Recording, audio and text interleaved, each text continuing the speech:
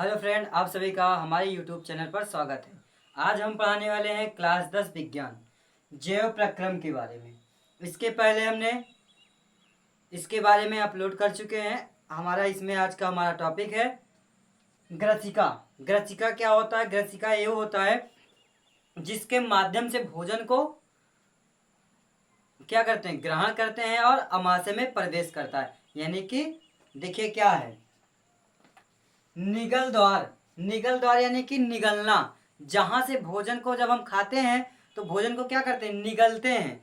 यानी निगल द्वार। निगल द्वार के माध्यम से भोजन को पाचन क्रिया इसमें नहीं होती, इसमें पाचन की क्रिया नहीं होती या भोजन का पाचन नहीं करता है, परंतु ये क्या कर लेता है, यह हमें अमाशय में भेज देता है। अमाशय में क्या कर देता है, भेज देता है। क्या भेजता है, भोजन को भेज देता है। देखिए क्या है, निगल द्वार से भोजन ग्रसिका या ग्रास नली में आता है। निगल द्वार के माध्यम से क्या भोजन ग्रसिका या ग्रास नली में आ जाता है। कहां से आता है, निगल द्वार से। क्या, निगल यानी निगलना। भोजन को जब क्या कर देते हैं, निगल लेते हैं। भोजन करते हैं, मुंह में डालते हैं। मुंह में डालने के बाद उसे चबाते हैं। चबाने के पश्चात क्या करते हैं, उसे निगल लेते हैं। निगल द्वार से भोजन ग्रसिका या ग्रास नली में आता है। किसमें आता है, ग्रास या ग्रसिका नली में आता है। ग्रसिका में कोई पाचन नहीं होता है। ग्रसिका में कोई पाचन नहीं होता है।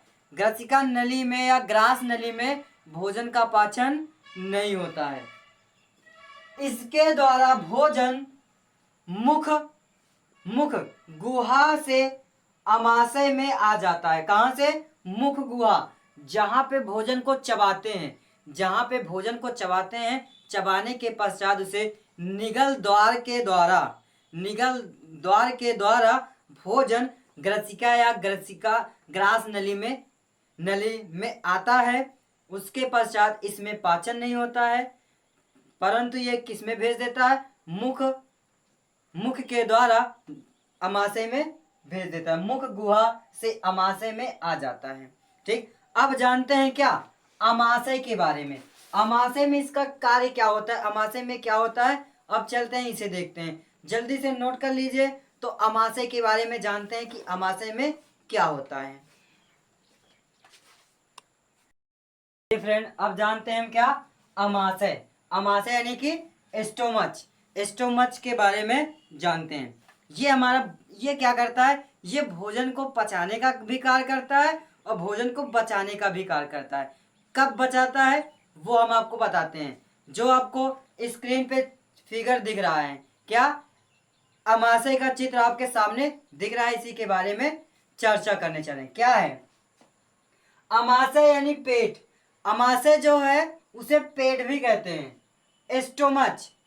अमाशय में भोजन 4 घंटे तक रहते हैं। अमाशय में भोजन कितने घंटे तक रहता है, 4 घंटे तक। जब हम भोजन करते हैं तो भोजन हमारे अमाशय में 4 घंटे ही रहता है। यदि हम भोजन करने के पश्चात तुरंत पानी को ग्रहण करते हैं तो वो 4 घंटे से ज्यादा रखने की क्षमता को बढ़ा देता है। क्या कर देता है, जो 4 घंटा रखना है वह और ज्यादा कर देगा, यानी बढ़ा देगा। 6 घंटा, 7 घंटा, 5 घंटा, 4 घंटे से ज्यादा बढ़ा देगा। जब हम जल को पीते हैं, तो जल को ग्रहण करते हैं, तो अमाशय में भोजन 4 घंटे ही रहता है। लेकिन जब हम पानी को पीते हैं, जल को ग्रहण करते हैं, तो अमाशय में भोजन 4 घंटे से अधिक रहता है। जब भोजन को ग्रहण करते हैं तब वो कैसा रहता है, सांद्र रहता है। जब भोजन को ग्रहण करते हैं तो कैसा होता है भोजन, वह सांद्र रहता है। कैसा रहेगा, सांद्र रहेगा। और कब रहेगा, 4 घंटे।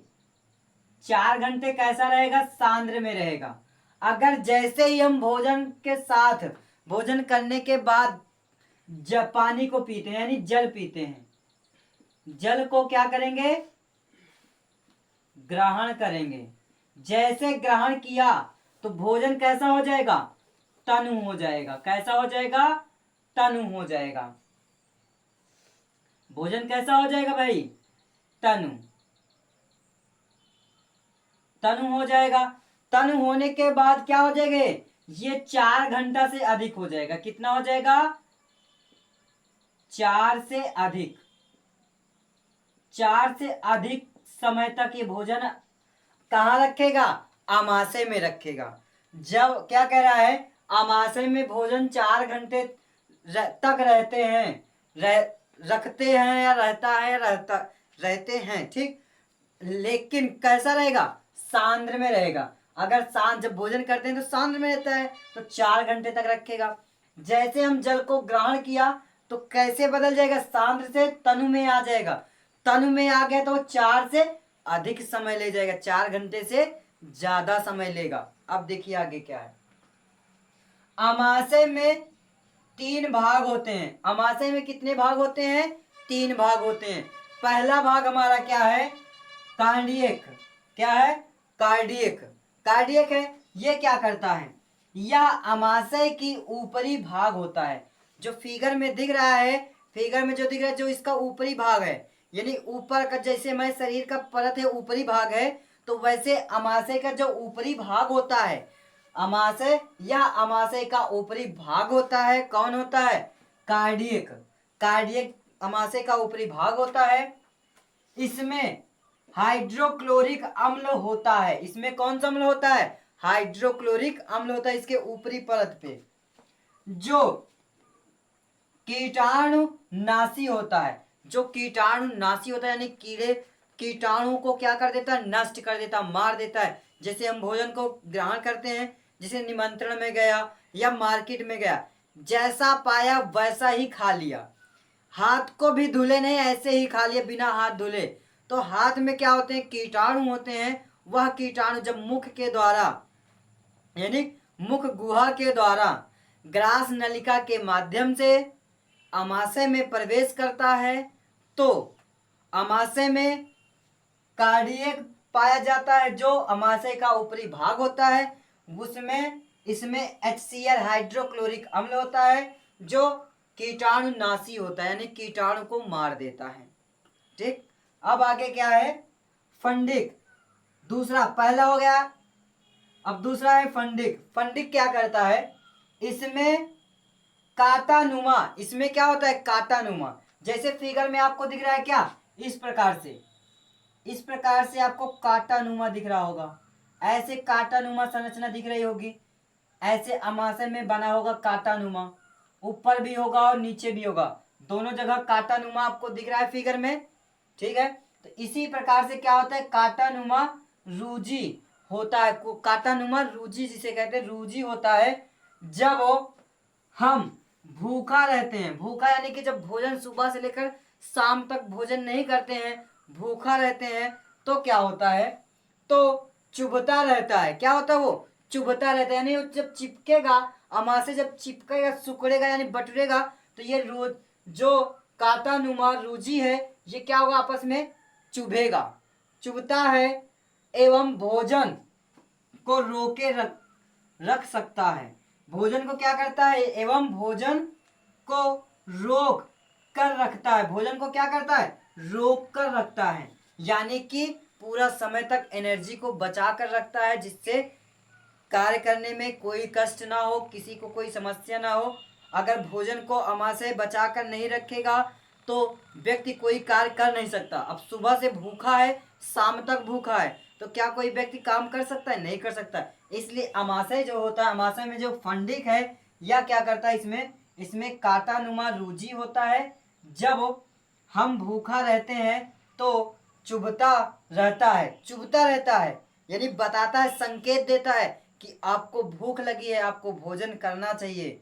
आपको क्या लगा है, भूख लगा है, आपको भोजन करना चाहिए। जो क्या करता है, चुभता रहता है, एवं भोजन को रोक कर रखता है। भोजन को रोक कर रखता है, जिससे एनर्जी भी मिलता रहता है और हम काम भी करते रहते हैं, ठीक है।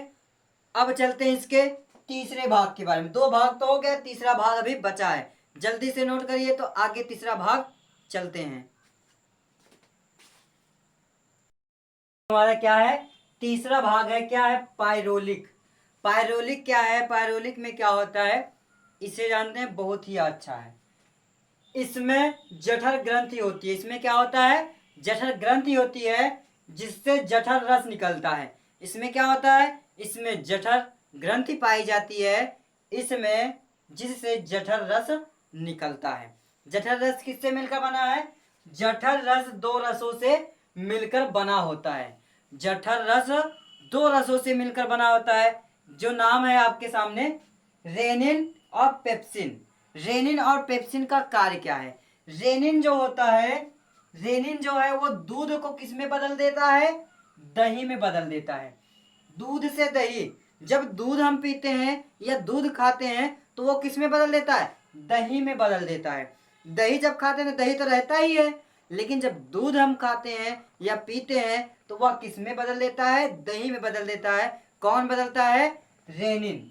अब पेप्सिन जो है वो प्रोटीन का पाचन करता है। क्या करता है? प्रोटीन का पाचन करता है।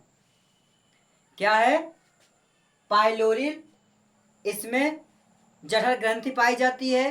पाइलोरी क्या है? पाइलोरी में जठर ग्रंथि पाई जाती है, जो जिससे जठर रस निकलता है। इससे क्या निकलता है? जठर रस निकलता है। जठर रस दो रसों से मिलकर बना होता है। कौन कौन सा है? रेनिन और पेप्सिन। रेनिन का कार्य क्या है? दूध से दही में बदलना। अब पेप्सिन का कार्य है प्रोटीन का पाचन करता है। किसका करता है? प्रोटीन का पाचन करता है। यदि आपको वीडियो पसंद आया हो तो जल्दी से हमारे चैनल को सब्सक्राइब करें और लाइक करें और बेल आइकन को दबाना न भूलें। वीडियो में अंत तक बने रहने के लिए धन्यवाद।